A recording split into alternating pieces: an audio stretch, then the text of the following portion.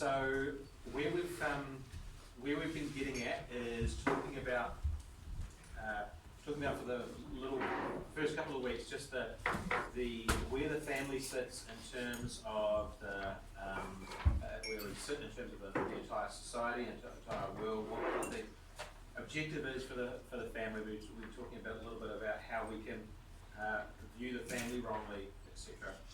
But really, where we've been driving towards is what we're going to start talking about this morning.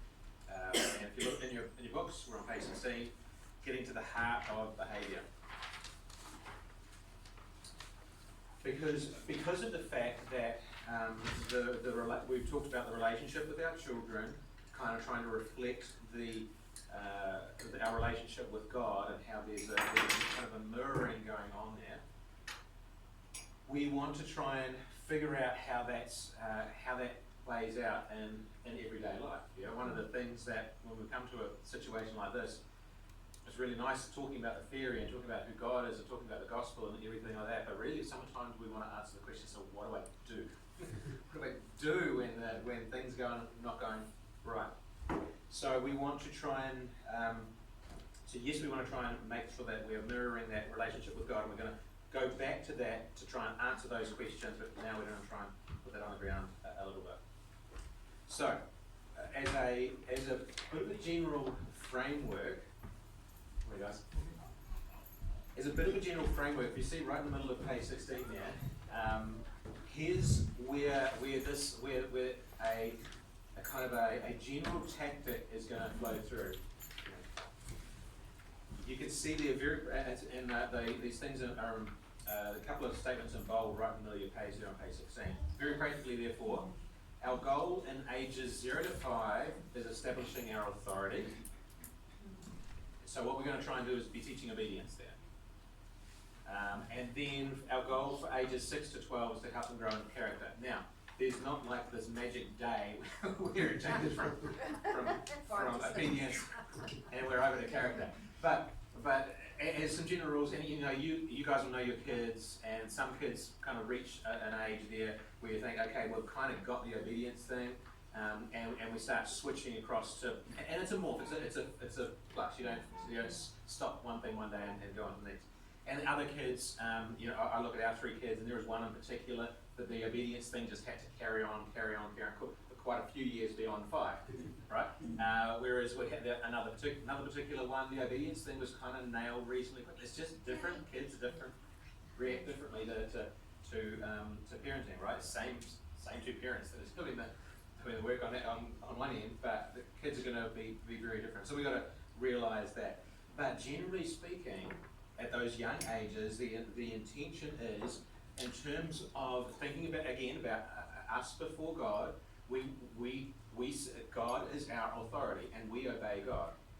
Now, we don't want to push that mirror image too much. We just certainly don't want our children to worship us. We want them to worship God. But we do want them to see us as their authority and them obeying us. Because I think we mentioned a couple of weeks ago, if they can learn to do that, then their obedience, then the pathway to obeying God is so much easier. We have taught them that pattern. We've taught them the idea of authority. And so once that obedience kind of idea has been set down, we can then help them to grow in character. And there's going to be time, all the time, we're going to switch back to, okay, no, hold on, we've got to get back to this obedience thing here. But as those years roll by, hopefully, we'll have to switch back to obedience less and less. So, here's the other part that we want to be really careful about in terms of some high level goals with our kids, talking about behaviour and about the heart. As we think about behaviour, but we've always got to remember that behaviour is always very external. The behaviour is, so when we're going to probably talk a couple of times this morning about when you go to see a doctor, if something is bleeding and won't stop bleeding, if the doctor just puts a band-aid on and says, okay, cool, we're sorted, let's go home, you're going to be really disappointed with the doctor, right? You want the doctor to figure out why you're just profusely bleeding, and why it just keeps on going. Maybe it's a bad example, but we want to understand what the underlying behaviour or what underlying problem is, because the behaviour is just the outward symptom of an underlying problem. That underlying problem, the Bible tells us, is our heart. We are sin. That's the way we are all sinners. That's since the Garden of Eden. That's who we are. So our focus is going to be on addressing the heart, because ultimately, and think about us as parents 500 years into the future. Okay, we're going to be dead, and our children will be dead as well, right? But we pray that when we are sitting there in heaven, that our children will be there with us in heaven, right? That's so we've kind of got an ultimate goal there, and yet we must be careful in that our focus. Here's where I want to just choose my words carefully. Our focus is not on the salvation of our children. Okay? Now I'm going to say, so I want to just. That's not our ultimate goal. That's God's work. Right? Our focus and our goal is to try and open up their hearts to God. Right? That's what we want to try and do. Because if we have the goal or our focus for the salvation of our kids, what can happen, I'm not saying it's going to happen with you guys in the room here, but what can happen is a pressure that gets put on our children to accept God, to accept Christ as their Saviour. And you know what? A lot of kids want to please mum and dad. And so okay, yeah, cool, I'll do that. And they've got a false profession of faith, and later on down their life, a train wreck happens, and we see that actually probably there was no real profession of faith.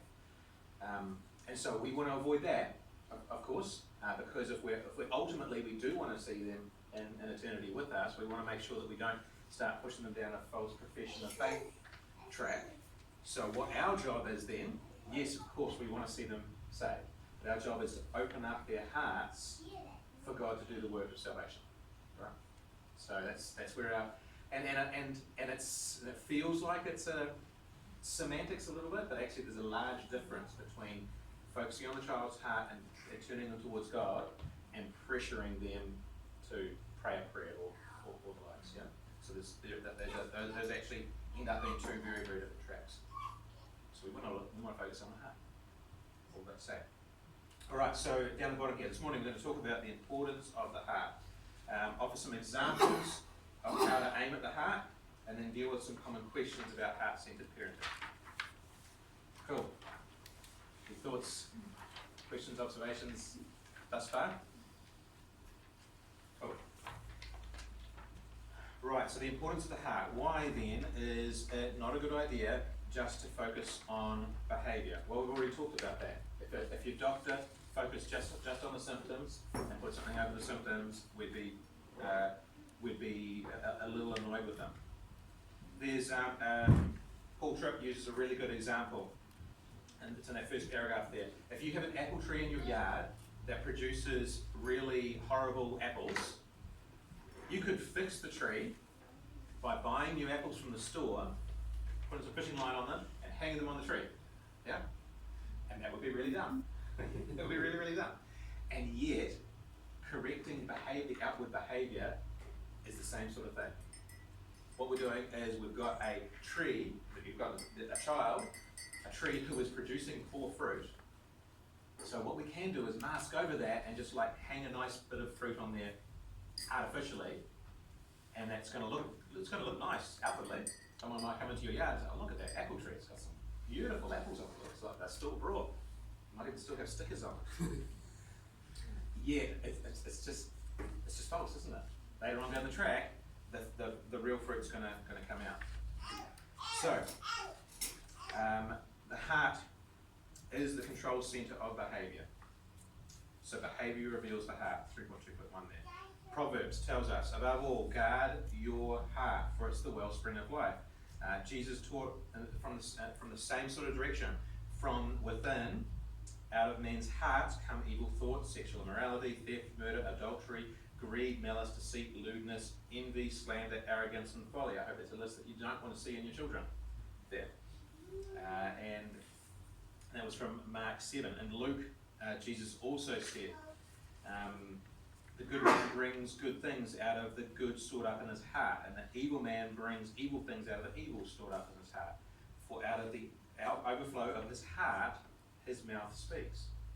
So clearly from Scripture we understand that it's the outflow of the heart that behaviour comes from.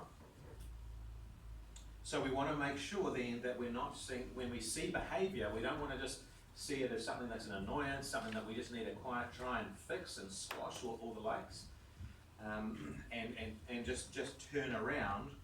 What God is giving you there is an outward peek, or a peek that from the outside, looking into the child's heart, and just an expose, and just realising, okay, there's something that needs to be dealt with in there. And so as parents, that's what we want to do. We want to dive in and deal with the heart. However, our parenting, so often, I just think back through my years, particularly when the kids were younger, so often we just naturally fall to trying to control behaviour. That's what we always default to. And so, if as a parent you're sitting here thinking, yeah, man, I do that a lot. Okay, you're in the right crowd here. Don't be hard on yourself.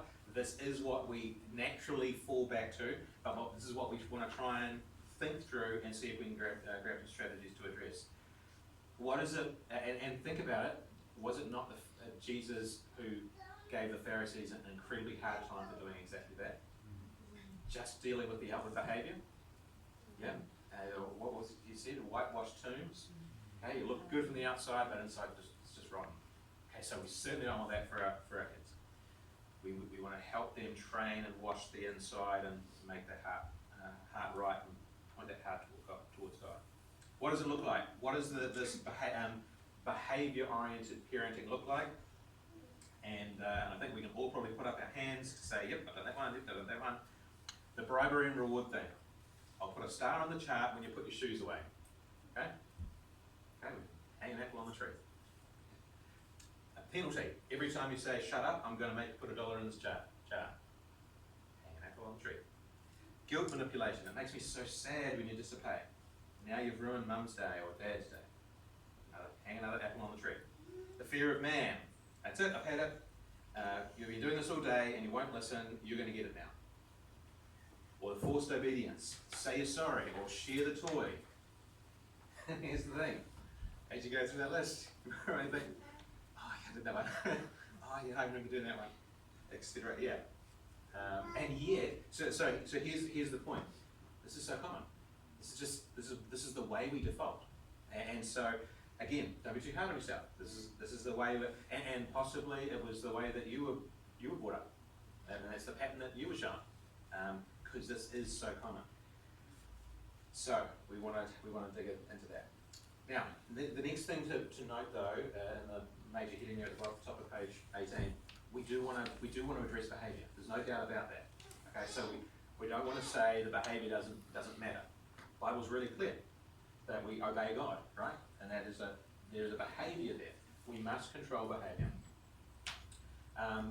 And so what I don't want to suggest is that all we're going to be doing is sitting down talking to the child's heart, talking through their heart issues. Okay, we're going to do that, but we are also going to, behaviour has to be corrected. There is discipline. That's part of parenting, and we'll have a talk about that and what's appropriate, etc., etc.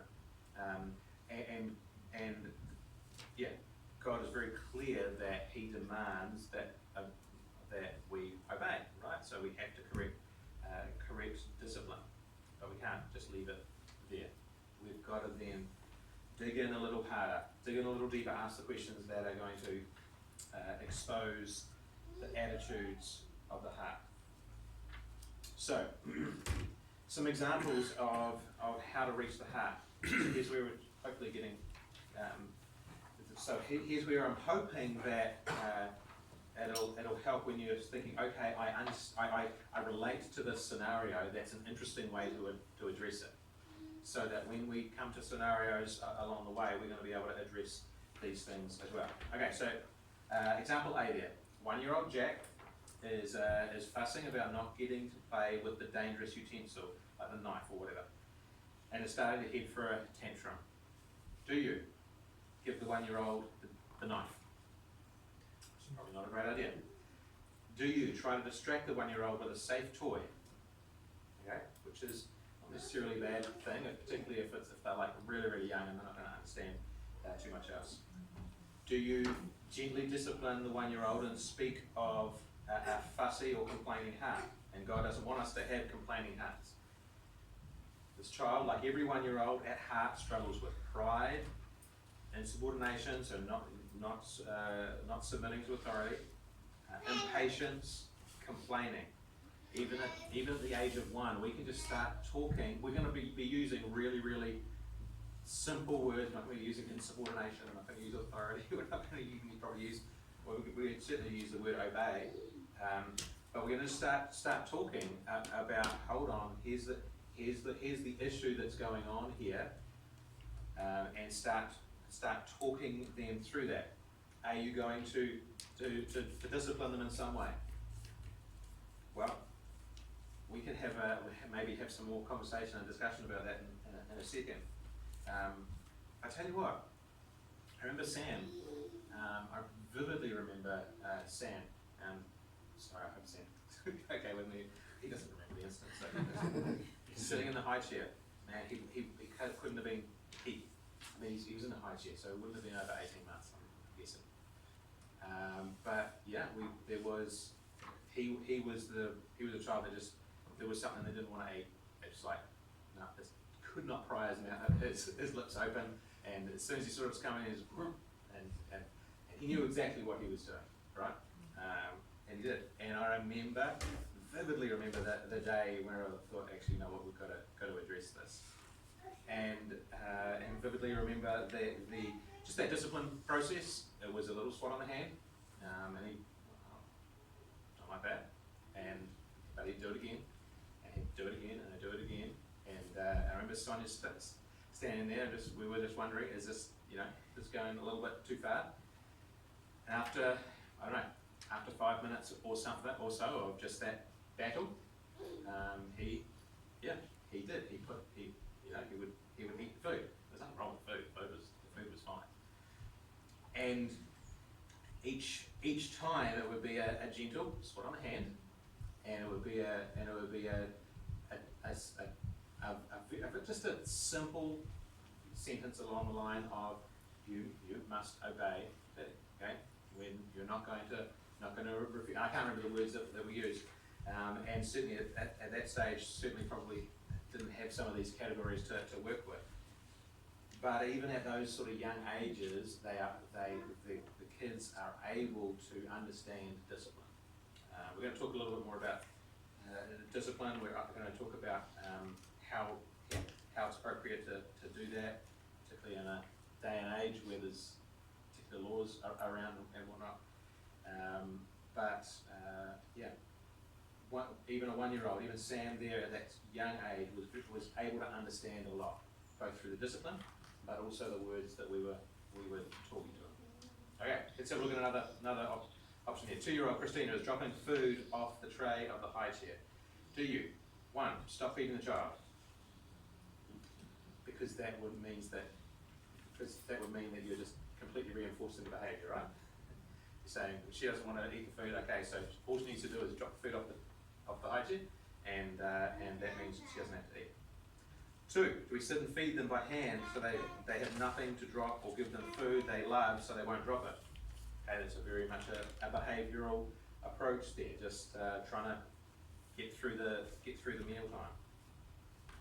Or do you thank God for giving you the food ahead of time, and at the time of dropping it, discipline, then explain that God made the food, that God doesn't want us to waste what He gives us. We're not to have wasteful hearts. If you're happy with that as a biblical category. Okay, here's just an example of both discipline, but also just in a real simple way, talking to the heart. 4-year-old Sandra refuses to share with her sister, who is screaming her head off that the toy is hers. We have all seen this one, right? What's the typical thing that we normally do when we come into a room and there's two kids fighting over the toy, what's the first question we usually ask? Who had it first? Yeah? Brilliant. What's that teaching both the children? Selfishness, right? I had it first. No, I had it first. Well, I had it first. Yeah, they had it first, but I want it, right? And so what do we do? What do? Do we rebuke the older child and tell her to placate the younger child?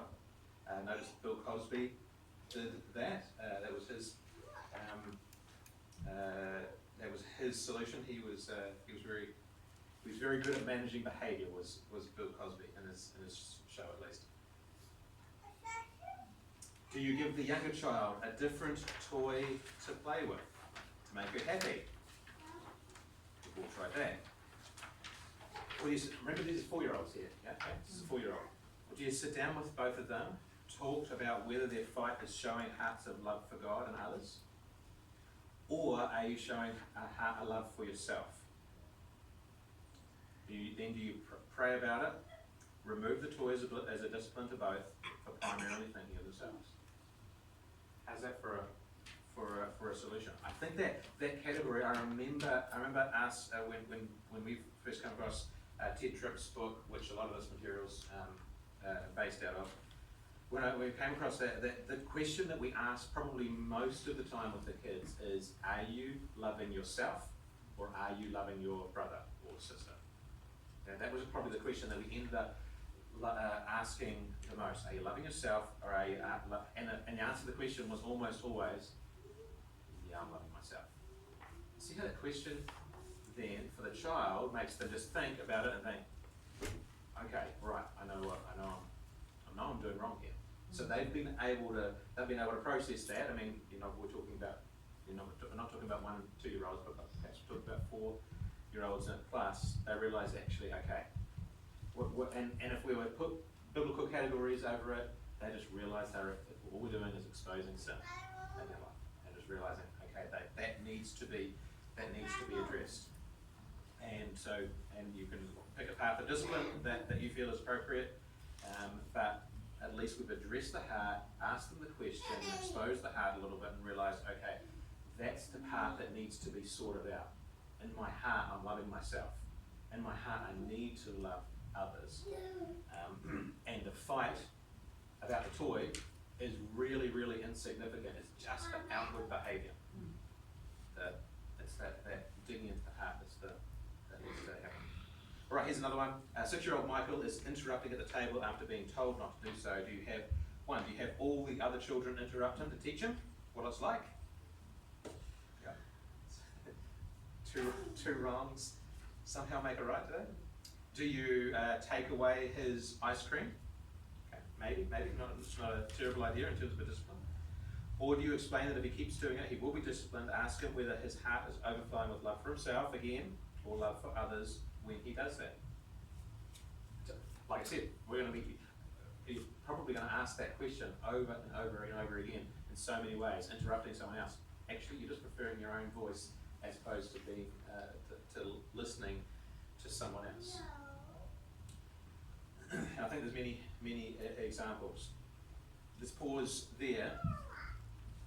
Thoughts about those scenarios, thoughts about scenarios that you might have had in your own home. Okay. I don't know, I just feel like it's a little bit naive to just sort of, like in that last example, just ask him what his heart's feeling, and then he goes and starts screaming again, or the child continues and drops the food off. So I think it can still end in the discipline, right? I think it's almost it's our approach. It shouldn't be behaviour. It shouldn't be I'm just going to take the toys off you. Yeah. It should be we should be thinking with the heart first, and if we end up taking the toys off at the end, it's just a difference in we're actually thinking about it. Is that because sometimes you still have to discipline if a kid just looks at you and says, "I know what we've had this talk 100 times before, and I know I just nod my head," and then yeah, there has to be a little bit more. Yeah, 100%. Yeah, absolutely. We must also be addressing the behaviour. So we must, and we must. There needs to be discipline in that mix there, and that discipline might be, you know, removing something that they're enjoying. You might have, you have, you know, your way of disciplining in your house. So Sonia and I had kids primarily in those younger years, primarily before the law change in New Zealand. So that was a whole lot easier for us in terms of just physical discipline. Yep, the smack or the spank, whatever you want to call that. So that was a part of our formal discipline. I understand that now it's just that's a different discussion to be had. Any thoughts around that discipline side, both the physical side and I like the way he's trying to help the child understand that it's coming from within, but and God doesn't like it, but we must be careful we don't go the next step and make God the fearful ogre. Sure. That will get angry or punish them. Yeah.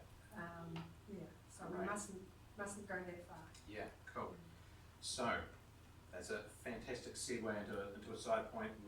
It's not covered here in the note, but let's tackle that. So any sort of discipline that happens, whether that's physical discipline, or whether that is a timeout or removing something along the lines, and there's all sorts of creativity you can have as parents for discipline there. We must address the behaviour. There must be a consequence for behaviour. And that's a two-pronged thing. One, we know that as adults, our behaviour has consequences, right? So we never want to teach our kids implicitly that their behaviour does not have some sort of physical consequences. It just does. It has to. Two, one of the things that we must, as parents, when we think about how God disciplines us, He puts things in place that discipline us in our lives. That might be just physical, like cause and effect, right? That there's cause and effect things that happen in this world, or else He might specifically bring things into our lives. But it's always described as a loving, caring Father. Okay? And so as we discipline our children, that must be as never out of a heart of anger. Okay? And I'd encourage you if there's the temperature's rising a little bit, it's better to step away and not discipline the child in that moment than discipline in anger. Absolutely, I recommend that. But if in a very self-controlled, loving way, it's discipline must not be the angry ogre, because remember that how they see us in discipline is how they'll think about God in discipline. They must not see us as the angry ogre, yet the careful, loving parent who is prepared to talk this through and say, I'm going to discipline you now. I remember the conversations with the kids, and they disliked it at the time, of course, but afterwards, time and time again, they've said, thank you for doing it that way. We talk it through, say, you've done this, this is going to be the consequence for it, and here it is, here comes the consequence, right? And then afterwards, it is, I love you. I did that because I love you. I did that because I just do not want to see you continue down that path in life. And so it has to be wrapped completely in love. Now, what do we want to do about, because we've got just a little bit of extra time here this morning, which is unusual. What do we want to do about about the tension that we feel as Christian adults around the law that is in place now in New Zealand around smack? Yep, we'll pause this for a second. Yeah, happy to do that for this conversation. Sorry to anyone that is listening online. We will.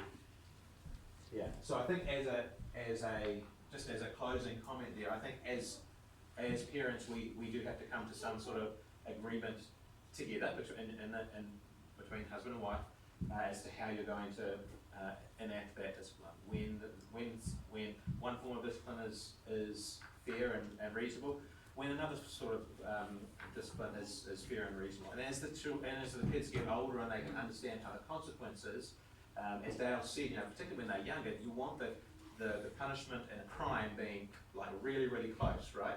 as they get older, they can understand, okay, I did something back there, and okay, I need to accept the consequence for it. I think about when our kids, I'm just trying to think, they would have been sort of like 7, 8, 9, in that sort of vicinity.